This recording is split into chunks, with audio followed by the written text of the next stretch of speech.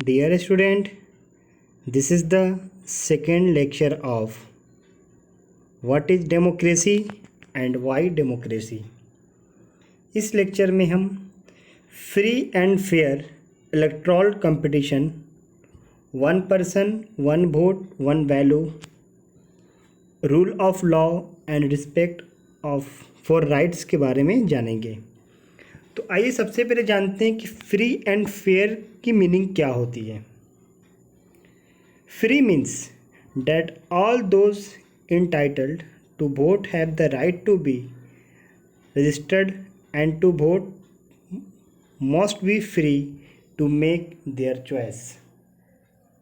Fair means that all registered political parties have an equal right to contest the elections, campaign for voter support and hold meetings and rallies. ये free और fair का meaning होता है। अब हम बात करते हैं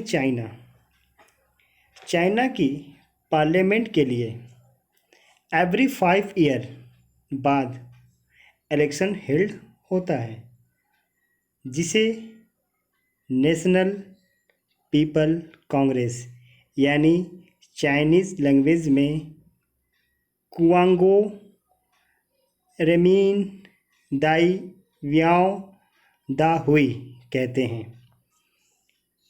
इलेक्शन लड़ने से पहले सभी कैंडिडेट्स को चाइनीज़ कम्युनिस्ट पार्टी से अप्रूवल लेनी पड़ती है, और तो और वहाँ हमेशा कम्युनिस्ट पार्टी की ही गवर्नमेंट बनती है। यानी पहले तो वहाँ पे अदर पार्टी को इलेक्शंस लड़ने के लिए कम्युनिस्ट पार्टी से परमिशन लेनी पड़ती है। अगर कम्युनिस्ट पार्टी परमिशन भी दे देती है तो भी वो इलेक्शन नहीं जीत पाता है। तो क्या हम कह सकते हैं कि चाइना में free and fair election competition होता है? इसका आंसर होगा नहीं, चाइना में फ्री एंड फेयर इलेक्शन नहीं होता है। अब हम दूसरे कंट्री मैक्सिको की बात करते हैं। 1930 में मैक्सिको इंडिपेंडेंस हुआ। वहाँ एवरी 6 ईयर्स बाद प्रेसिडेंट का इलेक्शन होता है।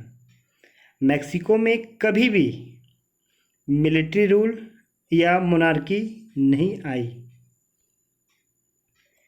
फिर भी 2000 तक एवरी इलेक्शन में PRI यानी द इंस्टीट्यूशनल रिवोल्यूशनरीज पार्टी की जीत मिलती है। अपोजिशन पार्टी इलेक्शन में हिस्सा तो लेती है पर उसको जीत नहीं मिलता है। इलेक्शन टाइम पर तरह तरह के जगल अपनाकर, यानी गवर्नमेंट स्कूल में पढ़ने वाले बच्चे के पेरेंट्स, गवर्नमेंट सेक्टर में वर्क करने वाले वर्कर्स को सिर्फ PRI पार्टी को वोटिंग करना होता है, और तो और मीडिया भी PRI पार्टी को सिर्फ सपोर्ट करती है, उसकी सिर्फ पॉजिटिव बातें करती है। तो हमने यहाँ 2 कंट्री का केस स्टडी किया, पहला चाइना और दूसरा मैक्सिको, और हमने देखा कि ये दोनों कंट्री में फ्री एंड फेयर इलेक्शन नहीं हो रहा है। यानी ये कंट्री डेमोक्रेटिक कंट्री होने के बाद भी यहाँ पे फ्री एंड फेयर इलेक्शन नहीं हो रहा है। नेक्स्ट हम बात करते हैं one person one vote one value. World में ऐसे बहुत से कंट्रीज़ हैं जहां वोटिंग को लेकर अभी भी डिस्क्रिमिनेशन बना हुआ है। कुछ कंट्री के एग्जांपल से हम समझते हैं। सऊदी अरबिया में वीमेन को वोट देने का राइट नहीं है, लेकिन 2011 में किंग अब्दुल्ला ने वीमेन को वोटिंग राइट्स दिया। ये आज तक न्यूज़पेपर का कटिंग है जिसमें लिखा हुआ है सऊदी अरब में महिलाओं को पहली बार मिला मतदान का अधिकार। नेक्स्ट हम बात करते हैं एस्टोनिया। एस्टोनिया में रशियन माइनॉरिटी सोसाइटी को वोट देने का राइट नहीं है। नेक्स्ट हम बात करते हैं फिजी। फिजी में इंडिजेनियस को वोट का इम्पोर्टेंस है, जबकि इंडियन फिजियन से ज़्यादा डेमोक्रेसी है। यानी हम कह सकते हैं कि फिजी में वहाँ के जो इंडिजेनियस का वोट का इम्पोर्टेंस है वो इंडियन फिजियंस मीन्स होता है कि उनका बर्थ जो होता है इंडिया में होता है, लेकिन वो जाके वहाँ शिफ्ट कर जाते हैं, तो इनका इम्पोर्टेंट वोट का कम है। डेमोक्रेसी में एवरी एडल्ट पर्सन को 1 वोट का राइट्स होना चाहिए और एवरी वोट का सेम वैल्यू होना चाहिए। लेकिन हमने 3 कंट्री के बारे में जाना, सऊदी अरबिया, एस्टोनिया और फिजी, जहाँ पे हमने देखा कि यहाँ पे 1 पर्सन 1 वोट 1 वैल्यू, यहाँ पे हर वोट का अलग अलग वैल्यू है।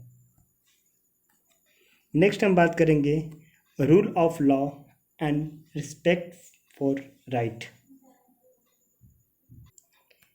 इंडिपेंडेंस के टाइम से जिम्बाब्वे पर जानू पीएफ पार्टी रूल कर रही है। इसके लीडर रॉबर्ट मुगाबे इंडिपेंडेंस के बाद से ही रूल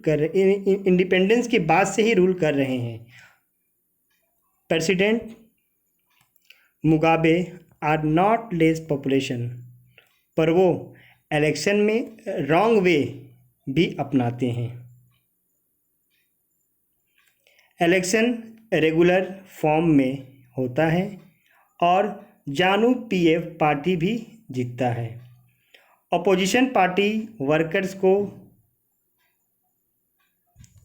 हैरेस्ट किया जाता है और उनकी मीटिंग डिसरप्टेड किया जाता है। सरकार के अगेंस्ट जो भी प्रोटेस्ट करता है उसके ऊपर इलीगल चार्ज लगा दिया जाता है। और तो और टीवी रेडियो पर भी गवर्नमेंट का ही कंट्रोल होता है और उन पर ओनली गवर्नमेंट के थॉट को पॉजिटिव वे में दिखाया जाता है। न्यूज़पेपर इंडिपेंडेंस है, पर गवर्नमेंट के अगेंस्ट रिपोर्टिंग करने वाले जर्नलिस्ट को हैरिस किया जाता है। यहाँ की गवर्नमेंट को कोर्ट जजमेंट का कोई परवाह नहीं होता है। यहाँ की जज के ऊपर प्रेशर भी बनाया जाता है। तो क्या हम कह सकते हैं कि जिम्बाब्वे एक डेमोक्रेटिक कंट्री है? नहीं, क्योंकि वहाँ पे किसी को फ्रीडम तक नहीं है। ये पार्लियामेंट इलेक्शंस लेटेस्ट एक न्यूज़ है जिसमें दिखा रहा है जानू पीएफ को 122 सीट मिला है, एमडीसी अलायंस को 53 और अदर्स को 2।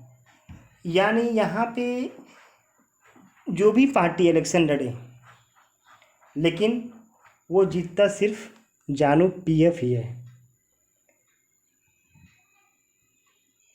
अब तक के लेक्चर से हम बिल्कुल समझ चुके होंगे कि डेमोक्रेसी की जो मीनिंग है वो लगभग बदल चुकी है और एवरी डे इसकी मीनिंग बदलते जा रही है। इस लेक्चर के लिए बस इतना ही। नेक्स्ट लेक्चर में हम वाई डेमोक्रेसी के बारे में जानेंगे। Please like, comment, share and subscribe our YouTube channel.